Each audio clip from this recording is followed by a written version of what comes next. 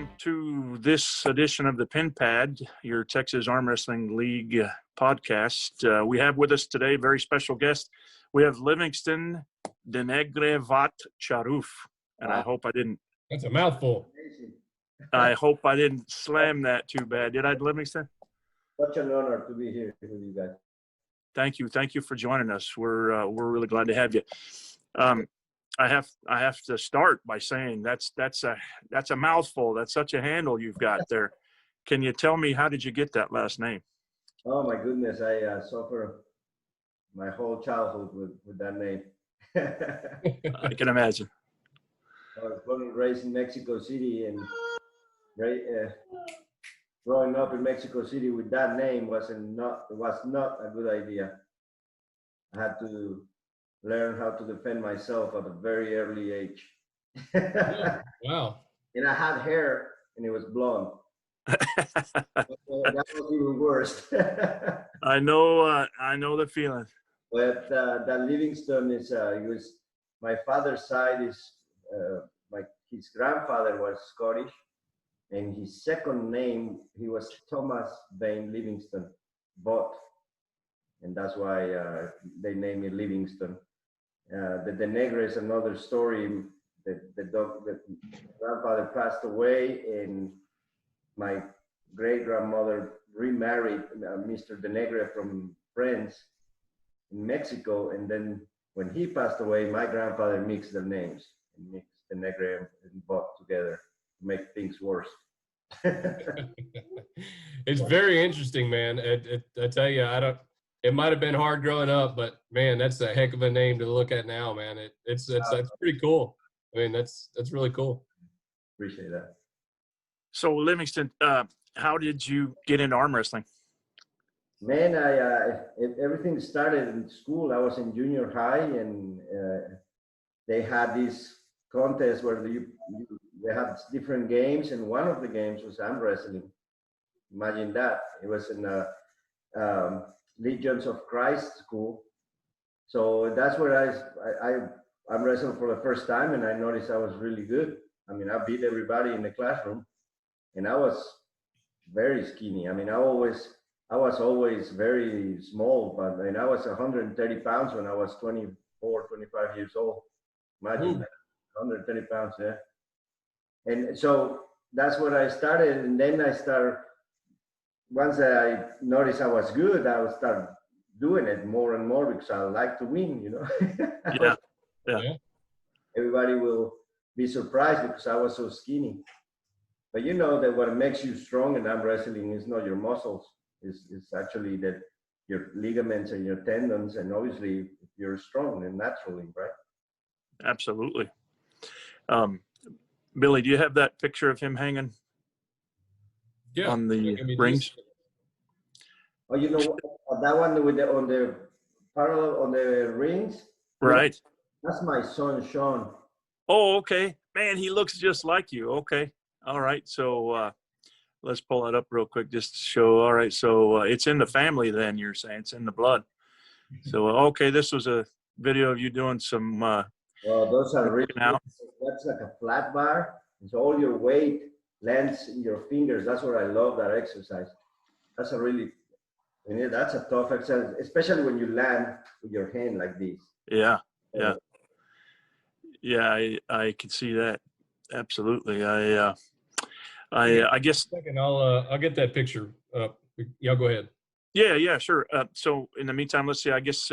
So do you favor your right or your left or both, or? You know, I was right-handed all my life. I right hand, and but for some reason, well, I know why. I'm better left-handed, but because I was a boxer.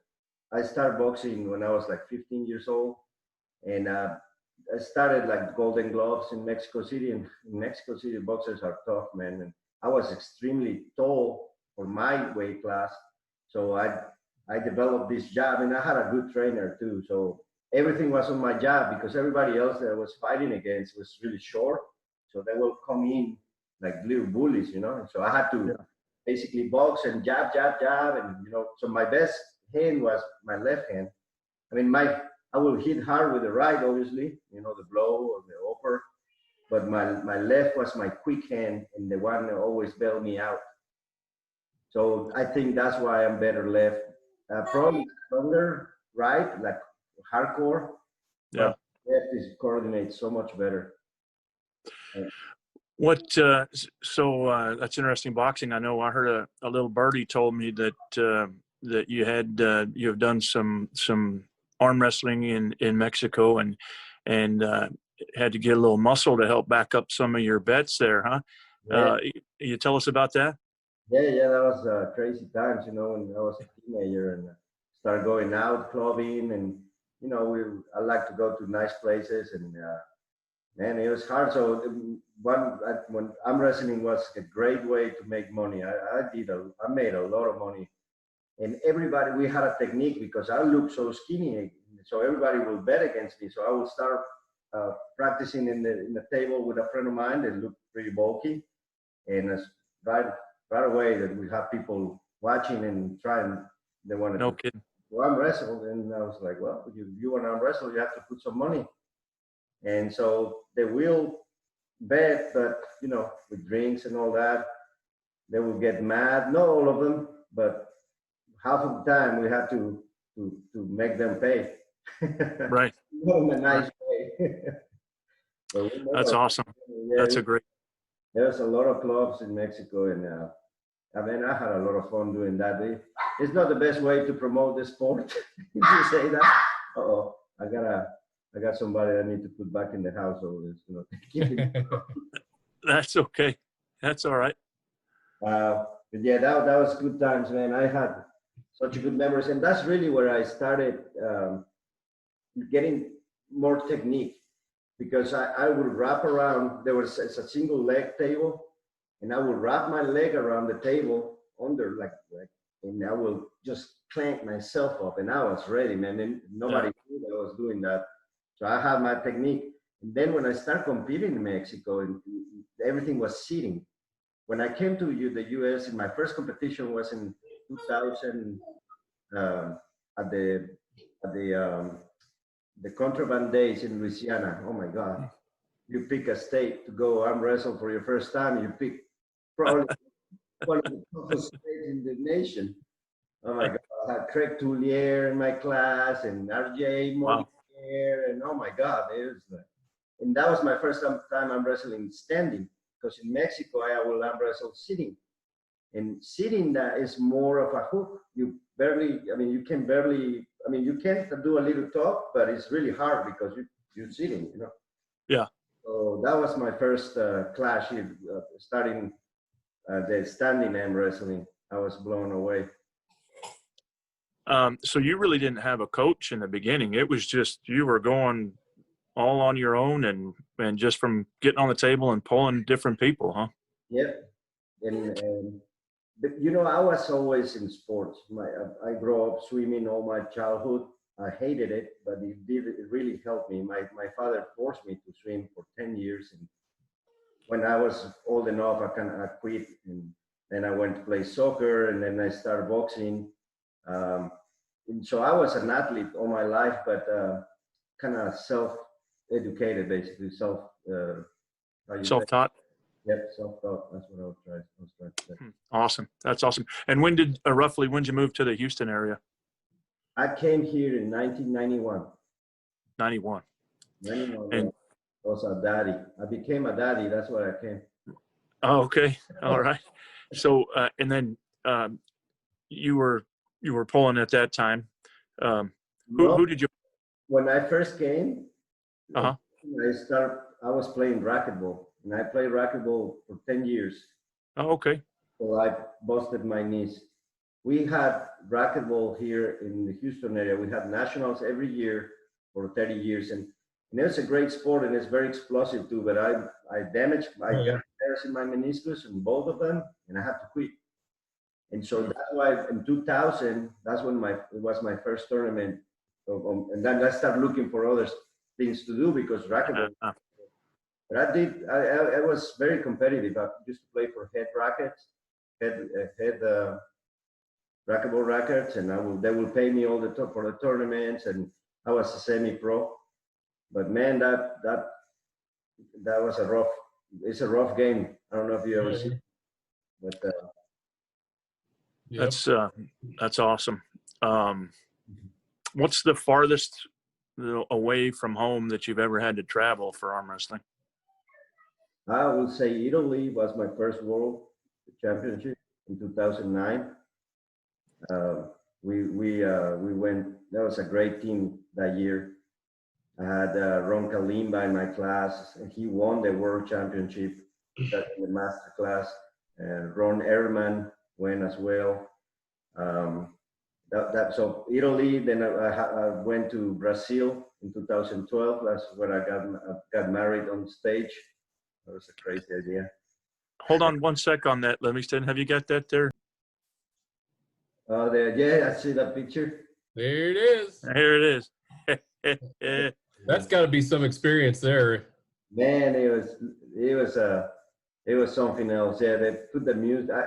I couldn't find the video. It's in Facebook somewhere, but I was searching it for 2 days. I couldn't find it, but it's. So tell us tell us about this picture, Livingston. That's when everything was said and done. The president of the World Arm Wrestling Federation did the ceremony, and then that's when everybody was clapping basically and saying, "You're crazy." You got married right at an arm wrestling tournament. That's awesome. World champion. That was the first time, and that's one of the things they say on the video. They say this for the first time ever because this was like, there's been like 40 years in arm wrestling worlds. This was the first time that somebody has a great idea. That is awesome, man. That Awesome. that's We're going to have to work that out in the TAL somewhere, Billy. Somebody's going to have to get married. We need to get you. We'll just go take you to get ordained. That way we can just knock it out whenever they're ready. There we go. By the referee, right? Standing. Now, Did you have to in this stand world across the table? You probably fall out against your wife for sure. in this this worlds here? How did you ended up doing in that, Livingston? I ended 12th left-handed. Man, that year it was a tough year because I cut to 70 kilos, and that was so hard. I had to lose. I lost like 12 pounds a couple of days before the competition. It was tough. And you're already a lean guy, so yeah. Yeah, that was the smallest. Because my natural, I walk at 179. Yeah. I felt stronger. Like in 2009 in Italy, I was 80 kilos, and I was the strongest I ever been. I feel. Well, I started feeling good again, even though I'm 53 years old. I think I want to. That's my dream. Going back to, I want to win the one world championship. Yeah. So you said you came in 12th at that particular event? Yeah, left-handed. And do you remember how many competitors were in your class at the time? 45, 46. 45, 46? Yeah. Wow. Yeah, Wow. it's loaded, man. Oh my God, Worlds is like going to an Olympics, and it's all arm wrestling. Is so you will be blown away. It's crazy. Yeah. Yeah. Do you have a favorite opponent that you faced? And here in the U.S., it was John Parton for sure. He passed away a couple of years ago. He was such a nice man inside the table, and I mean in the table and outside the table. He was a fierce competitor, but so fair. You won't have to worry about, because unfortunately in our sport, some people want to take advantage a little bit here and there. It's hard to find somebody that's fair. I'm not criticizing anybody, but he was just as good as it gets and fair, Yeah. That's awesome. I look forward to learning more about him. Any favorite arm wrestlers or other favorite arm wrestlers out there? Of course, I remember in 2009, for the first time I met Andriy Pushkar. He was so impressive to see him walk, man. Oh my God, he had such a demeanor. He was a beast, and obviously he won that year. And obviously, he left a legacy. He was cut short, you know. Yeah. Real Yeah. short. He was young. He was, but he was. I think he was younger than I am now. Wow. Mistaken. Yeah. Wow. And obviously, Travis Bajan, to me, it's also a good friend of mine. I've known Travis for 20 years, but I can say Travis is like the Muhammad Ali of our sport. You know, I used to be a boxer, and I always my idol in and it was Muhammad Ali. He was just a classic, and he was the guy. And Travis is or Muhammad Ali in arm wrestling. I can totally see that. Absolutely. He has the mouth, or he can he can preach what he says, or what's the saying? He can back it up, right? He can back it up. Big time. Absolutely. Now, No question. you got Travis coming to see you at the end of the month, don't you? He is. He's coming next Tuesday, actually. Yeah. Up in Houston, right? Yes, sir. That's the 29th. Yep. So he's going to give one of his classic seminars, arm wrestling seminars for y'all, right? Yes. Man, I don't know. Have you been on one? I have been to two. Yeah. He's such a great teacher. Yes. And no, all of his style is maybe not the same to everybody, you know, but he teaches so well. Like I admire John Brasink a lot. Obviously, John Brasink is, you know, one of the great idols in our sport. But John doesn't teach very well. He's just not doesn't have the personality, you know. Travis is so outgoing, and he can communicate so well, and kind of exemplify what you should do or what should go. And Sure. Yeah. That's the difference there. That's awesome. I mean, in a little bit of time that I've been involved in the sport, I mean, I think I'm at about 15 months now, or 14 months. I mean, I've been to 2 Travis Bajan seminars, and you just don't hear about any of these arm wrestlers going around and doing these things, but it seems that he's almost pioneering this stuff, and you're starting to see more and more pros get involved with his seminars and start to do some more of their own stuff out on the side. So, you know, maybe a new door that has opened up for arm wrestling here. Exactly. And, you know, he's transitioning from being, because he's getting older, you know, like all of us. And so he's transitioning from being the top world competitor into now, you know, a coach or maybe a teacher, and maybe even a promoter. I don't know. Yeah. No, definitely a promoter, for sure. Yeah. For sure. Yeah. How about setbacks? Let me extend. Have you had injuries? Have you had other things that have happened in your life that have made you had to pause on your arm wrestling career? Or? Sure. I injured my left arm 2 years ago, and I can tell you, it was because I was impatient, and I did stupid mistake to go into the doctor and getting a freaking how you call that shot for anti-inflammatory? It's For what was it for? a steroid shot. Oh, steroids. Yeah. Not a steroid for Right. Yeah, I understand what you're saying. Yeah. for inflammation. Right. Yeah. I did that because my left tendon was hurting me right here. My bicep tendon keep hurting, and I will keep training. You know, I was 50 years old. I was just not, you know, just not using my brain. I went to the doctor, and I thought that the steroid was going to help me. And I come to find out that the steroid actually has a side effect that can deteriorate your ligaments and your tendons. Okay.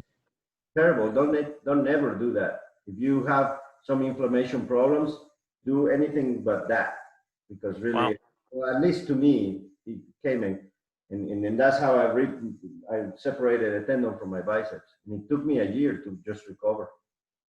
Wow. Even worse than breaking your arm. I never broke my arm. Then, Hmm. that's part of it. So you're a fit guy, Livingston, as long as I've known you. You know, how do you stay in shape? What do you recommend? We saw a video of you doing some of those pull-ups, those inverted in and out pull-ups. What else do you do, or what else do you recommend to new pullers to for their workouts? Exercise with your body is the basics. Rope climbing, pull-ups are essential for arm wrestling, and you can adjust the intensity with just your own body weight. So the rope workout is a great workout because it works on your grip. It also works on all your core, and to climb, it's you mimicking arm wrestling a little bit, and when you do hold-ups, you stay put like that. It's constant tension. So that's a great workout. Any exercise with your body, even doing pull-ups, you do a pull-up and you stay up, either here or here or here, and it's like arm wrestling almost. You gotta warm up real good to do that. Do you have any special diet or vitamins or anything that you take to help you get there? I've always been big on protein because I get sore for 2 or 3 days with my routine. I train when I'm preparing for a tournament or for a big event. I always train the day I'm going to compete because we usually compete on Saturdays. So my hard day is a Saturday because usually every tournament is on Saturday except the Worlds. On Worlds, you're competing on Friday, maybe Saturday. If you're Masters, you're competing on Thursday or Friday. But yeah, so I prepare myself. That way your body knows it's coming. Mm-hmm. The day you compete is the day I always train. So every Saturday is when I usually do my hard workout. And I get sore maybe 2-3 days from that workout. And then when I'm sore, I eat a lot of protein. Sorry about that, Luca. You're all good, man. It's all good. She's fine. So even the animals are welcome. Absolutely. I wanted to mention this. I just went to, my mother turned 80. And so I went to Yucatan and my knees keep bothering me. And now my right, I had that challenge match against the Ninja. And I hurt right-handed. I pulled something and it was, I think, the same tendon in my bicep. So I went to a doctor in Yucatan because the doctors in Mexico are really good. And I went to these sport medicine doctors because my nephew did something and he tore something up, and they did this technique now where they pull his blood and they create what is called plasma. And then that plasma, they inserted in his injury. And my nephew is like new right now. It's like, I was blown away with that new technique. I don't know if you ever heard of it, but I didn't want to mention. Does that got anything to do with like red blood cells and stuff like that? Yes, exactly. Yeah. Exactly. I'm going to put Luke out because I think somebody just All right. came. Yeah. So sorry. Yeah, go ahead. No, take your time.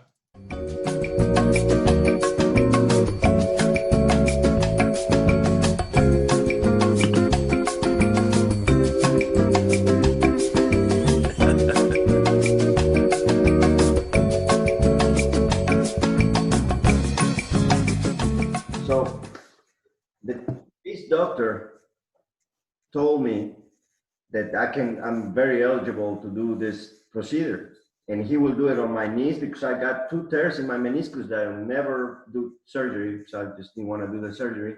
Yeah. He can do it on even this one that had the surgery and this one. Because he did an MRI on my knees and my right, and he told me, yeah, you have a tear. I mean, it's not totally tear, but you have it will help you. But he told me to take collagen. You know what it's called? Collagen? Collagen. Yeah, yeah. Collagen. But you have to take it with vitamin C. Okay. This goes straight to your tendons and your ligaments. And I never knew about this until he told me. I always take regular protein, protein for, like whey protein or even casein protein to after work. you know. No, collagens get to be a thing right now. Actually, Travis Bajent, he's taken some stuff that he's endorsing. I'd have to find the link and we can provide it in the video, but it's a collagen-based drink that he's been taking. So it seems that collagen is starting to kind of catch on. Yeah, the doctor told me it goes straight into your tendons and your ligaments. It Yeah. makes it more flexible too. So I've been taking it for a month now, but the key is that you have to take it with vitamin C. So I've been taking 2,000 milligrams vitamin C with one of these little envelopes. Comes like a little 10 grams of collagen. And I've been feeling better, man. It's amazing. So that's gonna to throw it out there. Yeah, definitely. I said we always, and you know, I've never done any steroids ever. And I tell you, man, I'm here for the long run. You know, I want to do this sport the longest I can because that's what keeps me alive. And Yeah. if you do steroids, you probably not gonna last too long. Yeah. Yeah. I'll throw it out there. Yeah, we've seen some good results and we've seen some bad results. So, you know, it's, I mean, you probably be good for 10 years, but then you gotta, I don't know how long your body can take it, but it's definitely tough. I'm more into natural, and if I'm gonna achieve something, I want to do it straight up. Yeah. Yeah. I guess kind of thinking back on over your career, have you had times where you've gotten nervous before a match? And how have you calmed yourself down? You know, I always get nervous, and I usually go back to my training, and that makes me feel more secure. I know, man, all this, I've been training so hard for this, I'm ready. And so that kind of keeps me calm, and I also think on stuff that piss me off. That way I can get mad. Which I was just going to ask you next. So what fires you up, right? So you think about something that'll make you mad, huh? Yeah, if it's a really challenge match where I need to be mad, because that really helps. When you get mad, your adrenaline goes up, you get stronger. That's just like the Green Man, you know, like. Yeah. Is there anything in particular that makes you very mad? Oh yeah, I just think of something like somebody trying to mess with my wife or something stupid like that. Oh yeah. Oh, that'll do it. That'll do it. They will do it. Like when you have these challenge matches, like so you had the match with Ian Wagner at Gnarlygar earlier in the year. Do you prepare for those types of challenges as you would, like, say, for the Worlds? Oh no, the Worlds is the 3 You don't months. treat them the same. You treat them there's a different level of preparation there. With the Worlds, I start 3-4 months. Yeah. For the Worlds. And the Worlds actually do have a little, because you start with nationals, you have to qualify. You know, you gotta either win or get second to be able to qualify. And so you start preparing with nationals and then keeps going. So it's maybe 3-4 months of preparation, even more. So having said that now, so Worlds in 2021 doesn't have a qualifier. It's open to everybody. How do you think are you planning on attending Worlds next year? You know, I don't even know but that's my plan. Yeah, I want to go. Where is the Worlds? It's going to be in Florida, I believe. Same place it was. Orlando again, no? But that's the WAP Worlds? Yeah. Really? Yeah, I think because of the way COVID went down, there's no qualifiers for it. So you just register, and it's going to be huge because everybody's invited. I didn't know that. That's amazing. Yeah. Is there anyone, Livingston, that you haven't polled yet, either nationally or internationally, that you would really like a chance of polling? Oh, of course. There's the French guy. He beat me right-handed in WAL. But what's his name? I'm terrible with names, and I should write the names down. Apologize. He was at the WAL. We'll look it up. I actually had a match. You can see the match in the WAL website.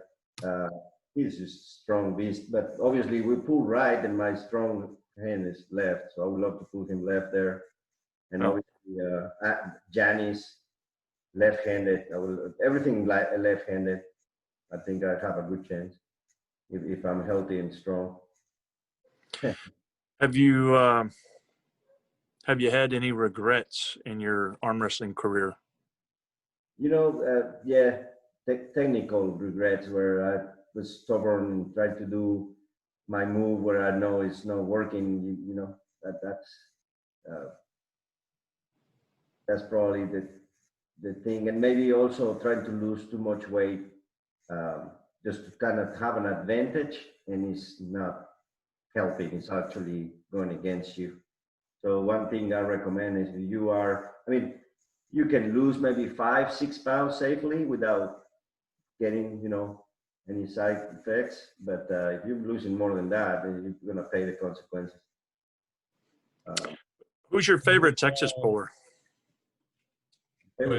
Wow. Well, that had to be Gary Ray. Is one of our classics here in Texas. Also, Ron Ehrman. He was my partner in crime. We traveled together to our first Worlds. Well, actually, it was his second Worlds. So Ron Ehrman is a great puller. He's just been quiet for a while now, but he's been. He actually won. He lost in the finals of the Worlds in Japan in 2006, I believe. Imagine that.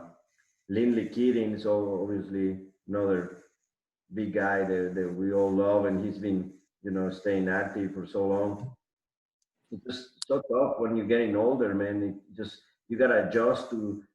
I noticed it when I was 40. I would train. I can never pull every week, especially at my age. So what I do is I'll pull 1 week when I'm training for a big event, and then I train hard in the gym the following week, and then so I basically pull arm wrestle twice a month, and that's all I can handle. If I do every week, I won't recover, or I don't feel I get stronger. I need to mix it up with my training in the gym and the table time. Yeah. But everybody's different. So going back to your question, Lindy Keating and Gary Ray, obviously Ron Ehrman, James Chansey, Robbie Burnett's a great puller too. Absolutely. How about sponsors? Have you ever had any sponsors that you'd like to kind of pay props to, or Sure. Brian Dobson, we partner. We've been doing the Branch Warren Classic for, I think, almost 6 years now. I'm sorry. So Brian Dobson is a great promoter. He's the guy who does the Branch Warren with Branch. Yeah. He's always supportive of arm wrestling. Awesome. Nice. Anything else you'd like to mention about some of your world experiences with Italy, Mesquite, or Brazil? Any other thoughts on some of those that you'd like to share, or stories, or? Mesquite, I have basically, I can tell you, I have a chip in my shoulder, because that was the first time that year I competed for Mexico. Now I took Mexico basically because we had 6 athletes that didn't know what to do. They wanted to go, and I actually, sorry, man. Sorry. But everything started like this. I decided to go to the Mexican Nationals. Right. I won the Mexican Nationals in 2010 and 2013, 80 kilos and 90 kilos left-handed. But long story short, in 2010, I decided to go just because I wanted to compete. And so I competed here and I competed there. And they banned me for representing the USA. And I was so upset. I was like, why were you banning me? Just because I went to the Mexican Nationals. I mean, it's not like Mexico wasn't even thinking on going to the Worlds. So when they banned me, I was like, what the hell? So I want to go to Worlds. And now that I'm banned from the USA. So I called these guys that I met in the nationals, and I told them, hey, who wants to go to Worlds? And so I got 6 guys that wanted to go. I'm like, let's go. I'm pulling for Mexico this year. Long story short, my first match against the Russian, well, it was actually my second match.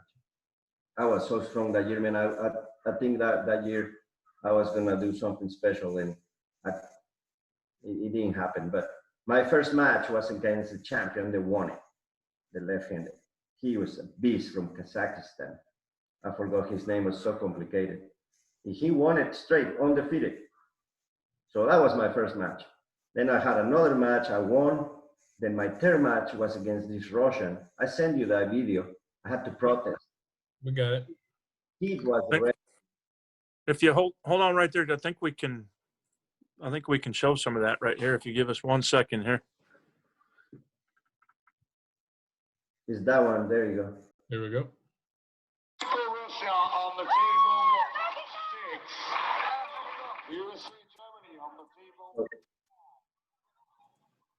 I don't know if you can see what he was doing, but I'll tell you, and you can see my reaction with Keith, the ref, which was my friend, but they were upset a little bit because I was pulling for Mexico. And I was like, well, you guys banned me. So, and Now, what happened here, Livingston? I mean, you ended up protesting this match, correct? oh, yeah. So I have him on my side of the table.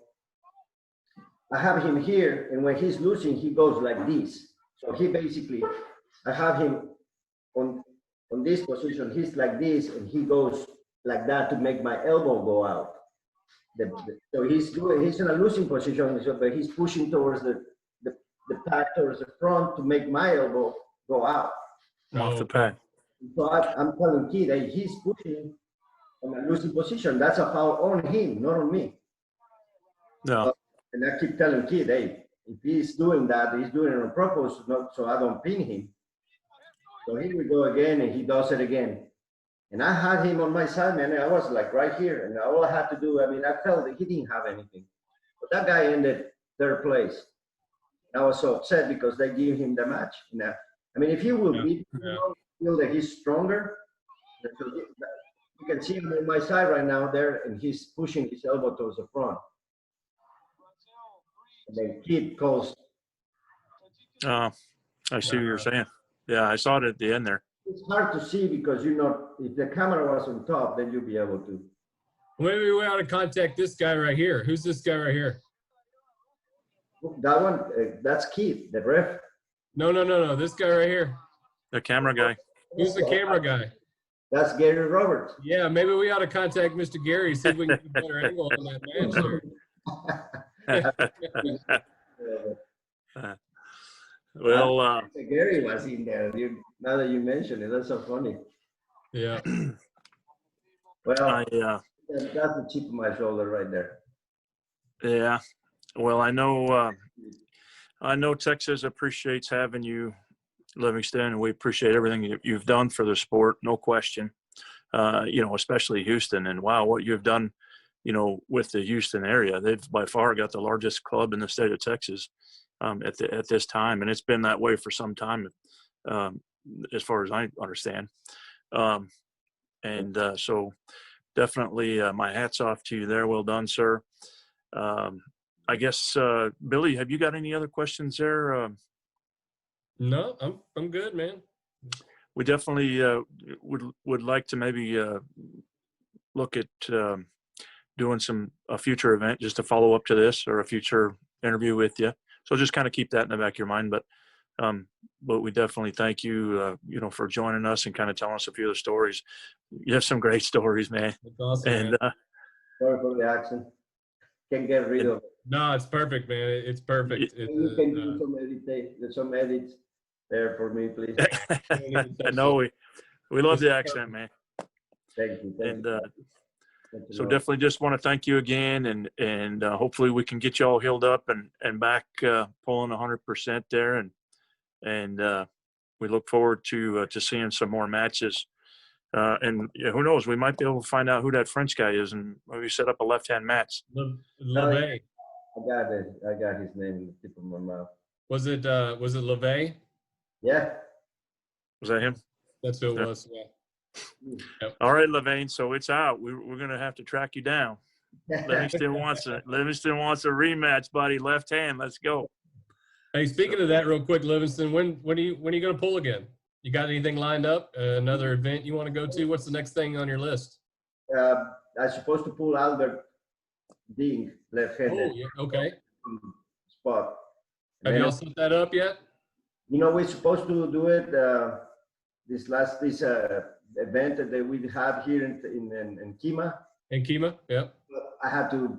That was when my mother was turning 80 years old. So I had to go to my mother's birthday, and I told Albert, and I apologized to Albert, and we supposed to do it the first weeks of January, maybe the second or third week. So January 16th, there's going to be a small event in Beaumont. If you all are interested, Really, that would be a great place.